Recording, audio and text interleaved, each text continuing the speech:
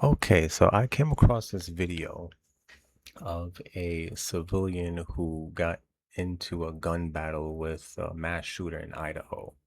And I have some thoughts on it, but I'll let the video play for a second. Well, first off, I'm going to say that I don't, I mean, this guy was extremely lucky, the civilian. I would absolutely not recommend playing hero, being a cop. If you're not a cop, you're not a cop. Like, don't, if you see some guy shooting, especially if you're in New York, you have a duty to retreat. That's number one. But even not, I mean, you in getting yourself actively involved in a shootout, I don't think is the right thing to do. I think there's so many ways that could go wrong that it's just not worth it. Like, again, I think, a lot of people, they get the gun, they want to walk around with it, cool. But all of a sudden now you're either a cowboy, you're John Wayne, or you're 50 Cent. You're not, bro. Just take it easy and get back home safely to your family. That's it. Now, this guy, We're I'll getting new play the details video on the deadly shooting at an In-N-Out restaurant in Idaho. Three and I'll pause it and kind of show you what I think. people were killed, including two from California. And tonight, the dramatic video showing armed bystanders opening fire to try to get the gunman to stop. Here's ABC's Trevor Alt. Tonight, investigators are searching for the motive in this Idaho mass shooting. What's happening? What happened? What's happening? Shoot. 3 people killed, 7 injured outside an In-N-Out restaurant in this crowded shopping center. Get out of here, get out of here. Police have identified the suspect as 24-year-old All right. First off, it goes without saying that this guy's a real POS. I mean, it's for someone to even do something like this is horrible. That just goes without saying, right? So this is the guy here getting out of his Honda Civic. Chad Williams, seen here With dressed in his- black, armed with a Looks long like gun. a AR-15. Report multiple people down. Hundreds of people running for cover as the shots rang out, but investigators say 2 men, an off-duty state trooper, and this man, 30. Off-duty state trooper, which is not this guy. This guy is a civilian, okay? Concealed carry, and he has a suppressor on his gun. Cool, like that's all that's fine, right? The issue that I have here is that, and again, I think this is the absolute best case scenario for this. So from my understanding, this guy was not in the immediate line of fire from the shooter, but he saw everything go down, I guess. And he decided to get involved, and apparently, it helped. It drew fire from the civilians that the guy was shooting at, and he started to engage with him. 5-year-old Jordan Salinas You can fired see him back. shooting. I peeked around the right-hand side of that sign closest to the road, and that's where I saw the individual with his rifle pointed at the vehicles. Authorities believe those heroic actions drove the shooter from the scene and likely saved lives. He seemed unusually comfortable. Cool, right? Again, it worked out for this guy, right? He's hero civilian, fantastic.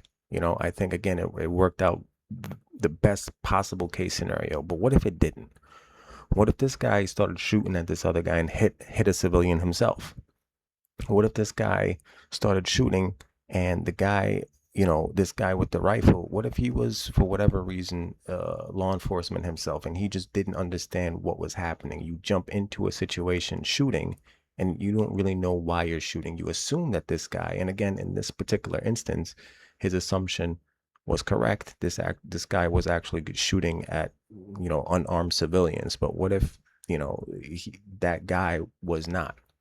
Right? You come outside, you see someone shooting, there might be an undercover cop shooting at somebody, and then now you're trying to shoot the undercover cop. That's the second issue.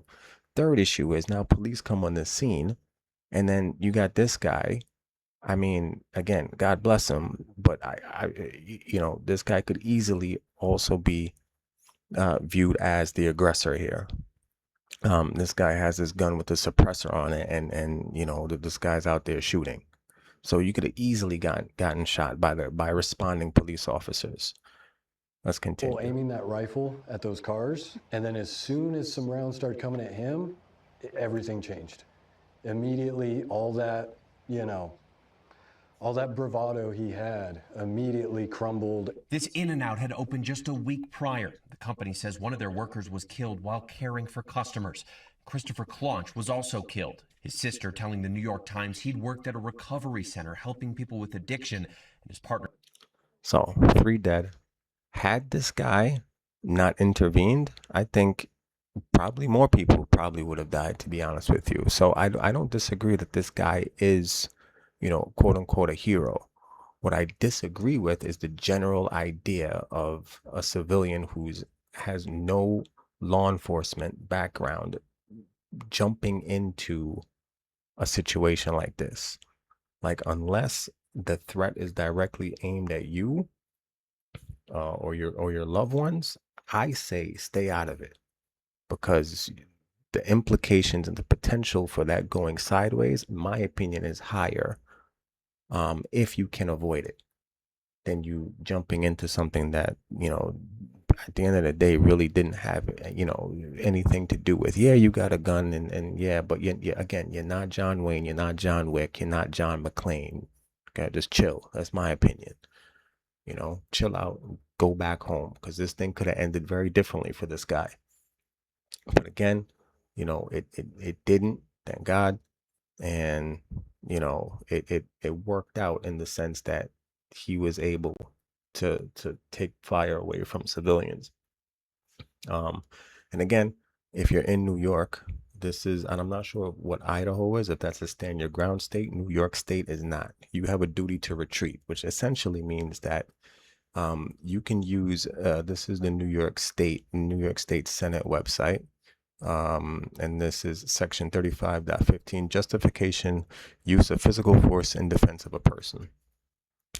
So a person may, subject to provisions of civilian, use physical force upon another person when and to the extent he or she reasonably believes necessary to defend himself or herself or a third person from what he or she reasonably believes to be the use of imminent use of unlawful physical force by such other person.